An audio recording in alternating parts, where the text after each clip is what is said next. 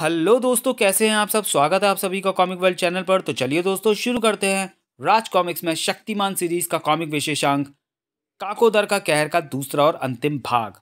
मेरे को मालूम क्या बात है, इसी बात पर अर्ज किया है। तुम मॉर्मेटियो जिस पर पहली मुलाकात में दोबारा मिली तो ले जाएगा सीधा हवालात में। आदाब। ओ हटेली, कहा ना ऐसी कोई बात नहीं है। तो फिर कैसी बात है? ऐसी वैसी कैसी भी कोई बात नहीं है। अरे जब ऐसी वैसी कैसी भी कोई बात नहीं है तो शक्तिमान से अपने बारे में बात काहे को नहीं किया? तू तो उससे अपन के साथ मिलकर धंधे की बात करने को बोलने वाली थी ना। मैं वही करने वाली थी, लेकिन इससे पहले मैं उससे कुछ पूछती वो जुम मुझसे गायब हो गया। लेकिन अगली बार जब वो मुझे मिलेगा ना तो हम उससे बिजनेस की बात कर लेंगे। ऐसा कैसे होएगा? उसका तरीका मुझे पता चल गया है। शक्तिमान हमेशा मजलूमों की मदद करता है। इस बार वह जैसे ही किसी की मदद करने आएगा मैं उससे बात कर लूंगी। लेकिन इसके लिए तो तुम्हें हर जगह जाना होगा जहाँ कोई मुसीबत में हो। कहीं इस चक्कर में तुम भी मुसीबत में फंस गई तो क्या हुआ? मैं उसके लिए आई मीन शक्तिमान के लिए कुछ भी कर सकती हूँ। शक्तिमान के जिन कारनामों ने यहाँ प्यार की चिंगारी सुलगा दी थी, उन्हीं कारनामों ने यहाँ नफरत का ज्वालामुखी भड़का दिया था। नहीं, गिरगिट गिरगिट की मौत का जिम्मेदार कोई और नहीं, शक्तिमान है। सिर्फ शक्तिमान। या जे साहब, सब्र से काम लीजिए। नहीं, अब मेरे सब्र की इंतहा खत्म हो चुकी है। इस जेजे के शरीर को ढोते हुए मुझे आज तक सब्र से ही काम लेना पड़ा। नहीं तो काकोदर के लिए शक्तिमान को खत्म करना एक चींटी को मसलने के बराबर है। लेकिन जेजे के रूप में सफेद पोश बनकर रहना यही काकोदर की मजबूरी है। इसी मजबूरी का फायदा उठाकर शक्तिमान हमारी छाती पर मूंग तलता रहा है। लेकिन नहीं नताशा, नहीं। अब वक्त आ चुका है। अब मुझे काकोदर के रूप में शक्तिमान की मौत बनना ही पड़ेगा। जे साहब, आप गुस्से में अपने होशो हवास खो बैठे हैं। आपका काकोदर बनना महामहिम किल्विश के हुक्म के खिलाफ होगा। शक्तिमान का जिंदा रहना भी तो उनके हुक्म के खिलाफ है। नहीं, क्योंकि शक्तिमान के खात्मे के लिए अगर आपको काकोदर बनना जरूरी होता तो वो आपको इसका आदेश दे चुके होते। जे साहब, आप सम्राट किल्विश के उस उद्देश्य को भूल रहे हैं जिसके लिए उन्होंने आपको आज़ाद किया। आपको सफ़ेद पोश बनकर ही अंधेरा फैलाना होगा जे साहब। लेकिन सफ़ेद पोश रहकर हम शक्तिमान को कैसे मार सकते हैं? गिरगिट का शक्तिमान के हाथों खत्म होना हमारे लिए एक बहुत बड़ी मात है। आखिर कब तक चलेगा शक्तिमान के हाथों शिकस्त खाने का यह सिलसिला? ओ आ! अचानक पीछे गूंजी उस आवाज ने काकोधर उर्फ जेजे को चौंकाया। आवाज की दिशा में पलटते ही जमाने भर की हैरानी उसके चेहरे पर अटखेलियां करने लगी। और उसकी इस हैरानी का कारण था फर्श पर गिरगिट का पड़े होना, जो धीरे धीरे धारण करता जा रहा था उस इंसान का रूप जिसका नाम था माथुर। तुम जिंदा हो? तो क्या तुम शक्तिमान को पीठ दिखाकर भाग गए थे? नहीं, मैं तो आखिरी सांस तक शक्तिमान से लड़ना चाहता था, लेकिन उसने मेरे मायावी जीप तोड़कर मुझे शक्तिहीन कर दिया था और दूर अंतरिक्ष में फेंक दिया था। ओह, लेकिन शक्तिमान चाहता तो मैं मार भी सकता था। हाँ, लेकिन जाने उसने मुझे क्यों नहीं मारा। शक्तिमान ने ऐसा क्यों किया? उस सवाल ने जेजे और काकोदर को गहरी सोच में डाल दिया। और ना जाने वह कब तक उसी सोच में ही डूबा रहता अगर नताशा ने बोलकर उसे सोच के उस भंवर से बाहर न निकाला होता। हमें हर हाल में शक्तिमान को मारना है और इसके लिए आपको मिलना ही होगा तमराज किल्विश से। अंधेरा कायम रहे, अंधेरा कायम रहे। चट्टानों के भी कलेजों को कपा देने वाला वह ठाका लगाकर अंधेरे का सम्राट किल्विश काकोदर और जेजे की तरफ पलटा। काकोदर, ताकत, तुमने ताकत को ही नहीं समझा अब तक। तुम्हें पता है सिर्फ अपनी ताकत का, और यही है वह शक्तिमान से तुम्हारी मात की। यही वजह है शक्तिमान से तुम्हारी मात की। मतलब दुश्मन की ताकत को समझे बगैर उस पर हमला बोल देना सरासर बेवकूफ़ी है। मैं समझा नहीं महामहिम।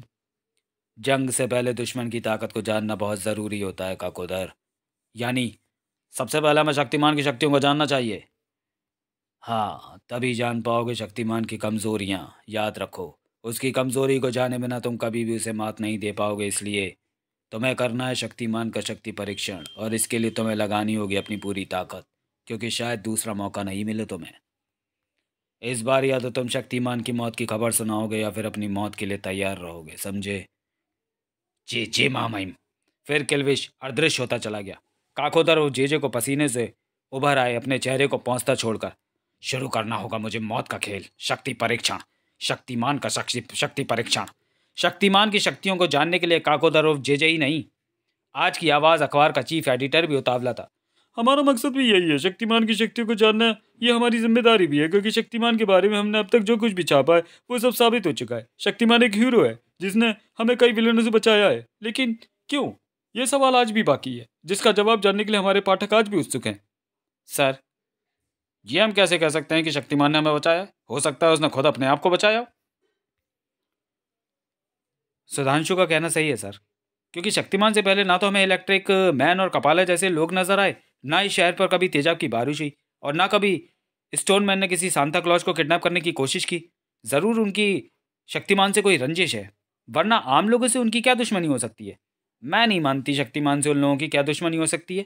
गीता विश्वास के उस विरोध पर अब तक चुप बैठा गंगाधर तपाक से बोल रहा, हम जानते हैं कि शक्तिमान भैया से उन दुष्टों की क्या शत्रुता हो सकती है। वास्तव में बात यह है कि बाल्यावस्था में शक्तिमान भैया उनके और हमारे साथ गुल्ली डंडा अर्थात पिंडी डांडू खेला करते थे। एक दिन क्या हुआ, संध्या का समय था, खेलते खेलते अचानक शक्तिमान भैया को न जाने क्या सूझी कि वे गिल्ली लेकर भाग गए। बस तब से ये दुष्ट लोग डंडा लेकर शक्तिमान भैया के पीछे पड़े हैं, और तब से वे शक्तिमान भैया के पीछे दौड़ते रहते हैं। वो तो ठीक है, लेकिन आप अपनी अकल के पीछे डंडा लेकर क्यों पड़े रहते हो गंगाधर जी? देखिए गीता विश्वास जी, लगता है आपको हमारी बातों पर विश्वास नहीं है। कोई बात नहीं, जब शक्तिमान भैया मिलें तो उनसे स्वयं पूछ लीजिएगा। ये सब उसी गिल्ली का प्रताप है कि शक्तिमान भैया के पास ऐसी अद्भुत शक्तियां हैं। यही तो सबसे महत्वपूर्ण सवाल है कि शक्तिमान के पास कितनी शक्तियां हैं और वो उससे क्या क्या कर सकता है, क्या क्या नहीं कर सकता। लेकिन ये जानने के लिए हमें सारे काम छोड़कर शक्तिमान के पीछे लग जाना पड़ेगा। तो लग जाओ, ये आर्टिकल जितनी जल्दी हो सके तैयार हो जाना चाहिए, जिसका शीर्षक होगा शक्तिमान की शक्तियां। ओके सर, मैं अभी इस आर्टिकल पर काम करना शुरू कर देती हूँ। इस लेख में आप गिल्ली डंडे का उल्लेख निसंकोच कर सकती हैं देवी जी, हमें कोई आपत्ति नहीं होगी। उल्टा हम तो आपको इस लेख में संपूर्ण सहयोग करने को तैयार हैं। Oh you mean you want to assist me? Yes yes, यदि आप हमें इस लेख में सहयोगी बनाकर स्वीकार करेंगी तो हम आपको शक्तिमान भैया के बारे में बहुत कुछ बता सकते हैं। हम सचमुच शक्तिमान भैया के साथ गिल्ली डंडा खेले थे। केवल हम जानते हैं कि शक्तिमान भैया की शक्ति का राज क्या है। अच्छा, जरा बताइए तो सही। तो सुनो, शक्तिमान की शक्ति का राज है धोबी छाप नहाने का साबुन, कम घिसे ज्यादा चले, दाम में कम काम में दम। ओहो, तो धोबी छाप साबुन से नहाने से शक्तिमान जैसी शक्ति आ जाती है? जी हाँ। देखिए गंगाधर महोदय, शक्तिमान की शक्ति का राज जानने में मेरी कोई दिलचस्पी नहीं है। मैं सिर्फ ये जानना चाहती हूँ कि शक्तिमान में कितनी शक्ति है और कौन कौन सी शक्ति है। You understand? अंडरस्टैंड, हम जानते हैं सब लोग शक्तिमान की शक्ति के बारे में जानने में विश्वास रखते हैं। हमारे देश का दुर्भाग्य यही है कि लोग दूसरों की शक्ति को जानने और पहचानने का प्रयास करते हैं। कोई ऐसा नहीं है जो अपनी शक्ति को जानने, पहचानने और उसे बढ़ाने का प्रयत्न करे। भाषण अच्छा था, लेकिन मुझे इससे कोई मतलब नहीं है, क्योंकि मेरा दिमाग इसी उधेड़बुन में लगा है कि आखिर किस तरीके से शक्तिमान की शक्तियों का पता लगाया जाए। वाह गंगाधर जी वाह, क्या स्पीच देते हैं आप। शक्तिमान की शक्तियों को जानने का जो तरीका गीता विश्वास का साधारण दिमाग नहीं सोच पा रहा था, उसे काकोदर और जेजे के शैतानी दिमाग ने सोच लिया था।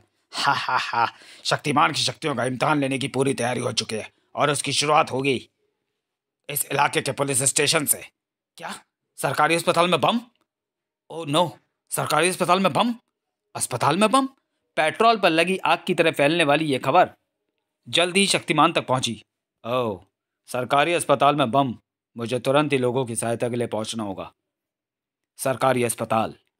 हवा का झोंका बना अस्पताल में प्रवेश करता चला गया शक्तिमान, और उस दृश्य को देखकर सैकड़ों हीरो सी चमक दौड़ गई अंधकार के उस पुजारी की आंखों में। तुरंत उसके हाथ में थमे रिमोट का स्विच दबा। अगले ही क्षण शहर का वह हिस्सा उस गगनभेदी धमाकों से गूंज उठा, जिन्होंने सरकारी अस्पताल की बुलंद इमारत के परखच्चे उड़ाकर उसे राख के ढेर में बदल दिया। लेकिन सरकारी अस्पताल की इमारत को राख बना देने वाले वे धमाके मानवता के उस रक्षक मजलूमों के उस दोस्त का कुछ नहीं बिगाड़ पाए थे, जिसका नाम था शक्तिमान। काकोदर और जेजे के अधरों पर खेलती शैतानी मुस्कान और भी गहरी हो गई। पहले इम्तिहान में हम दोनों ही कामयाब रहे, अब बारी है दूसरे इम्तिहान की, और इस इम्तिहान के लिए मैंने जगह चुनी है हिमालय पर्वत की बर्फ से ढकी ये चोटियाँ।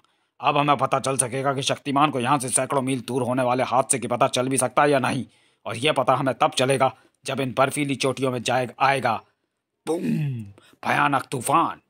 इधर काकोदर और जेजे के हाथ में थमे रिमोट का एक अन्य स्विच दबा, और उधर हिमालय की बर्फीली चोटियों में विनाश लीला शुरू हो गई। और बर्फीली चोटियों से शुरू होने वाली यह विनाश लीला मैदानी क्षेत्रों को लीलने बढ़ रही थी, आंधी की सी तेजी से। लेकिन अचानक उस आंधी से आ टकराया वह तूफान जिसने उस विनाश का मुंह मोड़ दिया था। लगातार आगे बढ़ती उस कयामत को पीछे हटने के लिए मजबूर कर दिया था। शक्तिमान की शक्तियों का यह एक बेमिसाल कारनामा था, जिसकी तारीफ शक्तिमान के दुश्मन के मुंह से भी निकली। Smart, very smart. लेकिन अभी यह इम्तिहान खत्म नहीं हुआ है। अभी तो देखना बाकी है कि शक्तिमान हिमाचल के इन पहाड़ों से कर्नाटक के इन जंगलों में कितने टाइम में पहुंच सकता है। नताशा, इस इम्तिहान की शुरुआत तुम करो। और दबा दिया, सॉरी, चुड़ैल की तरह मुस्कुराते हुए नताशा ने रिमोट संभाला और दबा दिया वह स्विच जिसने कर्नाटक के इन जंगलों में लगा दी आग। बूम, भक। नरक की आग से मुकाबला करने को लपलपा रही थी वह जंगल की आग, जिसकी तपिश शीघ्र ही शक्तिमान ने महसूस करी। ओह! और उस आग की तपिश महसूस करने के बाद शक्तिमान ने तुरंत ही वह विशाल बर्फीली चट्टान उठाई और उसे लेकर तूफान की भी गति को मात करके उड़ चला उधर जहां आग की लपटें आसमान को छूने को तत्पर थीं। ओह! बिना कोई क्षण गंवाए शक्तिमान ने उछाल फेंकी वह विशाल बर्फीली चट्टान। पलक झपकते ही आग साबुन के झाग की तरह बैठती चली गई और जैसे जैसे वह आग बैठती जा रही थी वैसे वैसे शक्तिमान के दुश्मनों का दिल बैठता जा रहा था। हमारा ये वार भी नाकामयाब हो गया जेजे साहब। नहीं माथौर, हमारा ये वार बिल्कुल कामयाब हुआ है। इससे कम यह तो पता चलता है कि समुद्र की तूफानी लहरें भी शक्तिमान का कुछ नहीं बिगाड़ सकती। इसका मतलब वो हर वार से बच सकता है। एग्जैक्टली। इसलिए उसे बाहर से खत्म करने की कोशिश करने से बेहतर होगा कि उसे अंदर से खत्म किया जाए। जहर काकोदर का जहर एक ऐसा घातक जहर है काकोदर का कि एक पेड़ पर फूंक दे तो सारा जंगल जहरीला हो जाए और अगर समुद्र में फूंक दे तो समुद्र का सारा पानी जहर बन जाए। इसी जहर से मौत होगी शक्तिमान की। देखना चाहते हो काकोदर के जहर से शक्तिमान का विनाश कैसे होगा? तुरंत ही काकोदर अपने असली रूप में आ गया। हा हा हा हा हा। और काकोदर के अलग से वह जहरीली फुंकार निकलकर सामने रखे पौधे से टकराई। एक क्षण बाद ही वह हरा भरा पौधा जहर के प्रभाव से ऐसे झुलसता चला गया जैसे उस पर कभी हरियाली आई नहीं थी। इधर वहशी ठहाका लगाते काकोदर ने अपने हाथ में उठा लिया एक गिलास और फिर हा हा हा हा हा हा गिलास में उगल दिया उसने अपना जहर और फिर वापस जेजे के रूप में आकर जहर भरे उस गिलास को माथुर की तरफ बढ़ा दिया। इस जहर का एक अंश सैकड़ों जिंदगियों के दिलों की धड़कनें बंद कर सकता है। शक्तिमान इस जहर से नहीं बच सकता और यह जहर शक्तिमान के शरीर में पहुंचे कैसे, इसका तरीका तुम्हें सोचना होगा माथुर। तुम्हें इस जहर को शक्तिमान के खून में उतारना होगा। गिरगिट और माथुर को जिस मौके की तलाश थी वो उसे जल्दी ही मिलने वाला था क्योंकि शहर के एक हिस्से में हो रहा था शक्तिमान फैन क्लब का उद्घाटन और यह सब कर रहे थे वे बच्चे जो शक्तिमान को दिलो जान से चाहते थे और इन्हें इकट्ठा करने वाला था। अप्पू, क्या तुम्हें पक्का मालूम है कि शक्तिमान जरूर आएगा? 100%। मैंने शक्तिमान से वादा लिया था कि वह हमारे फैन क्लब की ओपनिंग में जरूर आएगा।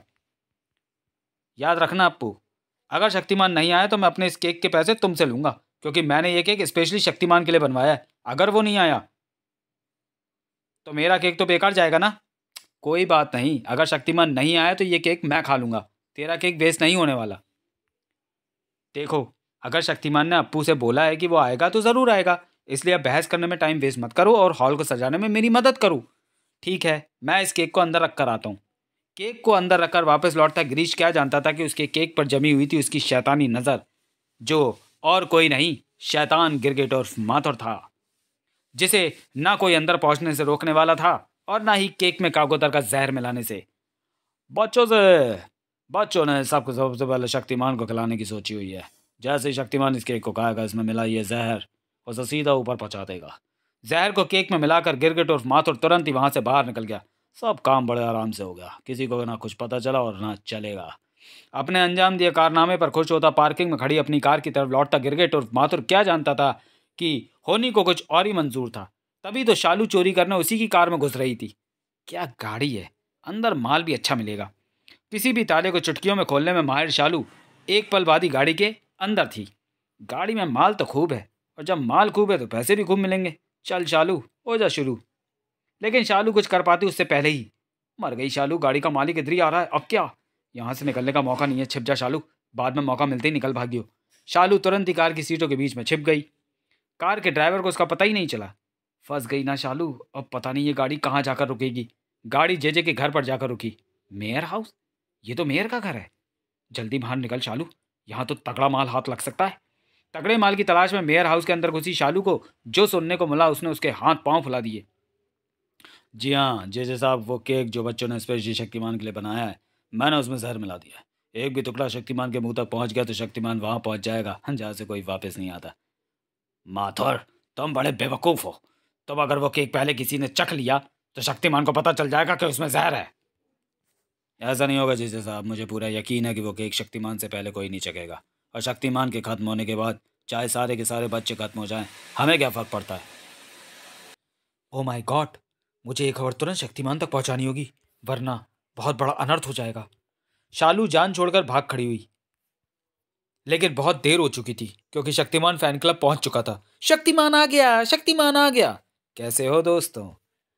देखो, मैंने कहा था ना कि शक्तिमान ने प्रॉमिस किया वो जरूर आएगा। देखो आ गया ना शक्तिमान। शक्तिमान, सबसे पहले तुम्हें रिबन काटना पड़ेगा और फिर उसके बाद में काटना होगा ग्रीश का केक। ग्रीश की मम्मी ने ये केक स्पेशली आपके लिए बनाया है। तो चलिए दोस्तों, वीडियो को यहीं समाप्त करते हैं और मिलते हैं शक्तिमान की कॉमिक काकोदर के कहर के तीसरे भाग में। क्योंकि वीडियो बहुत लंबा हो रहा है इसलिए इसका तीसरा भाग बना रहा हूँ। ठीक है, ओके बाय, मिलते हैं।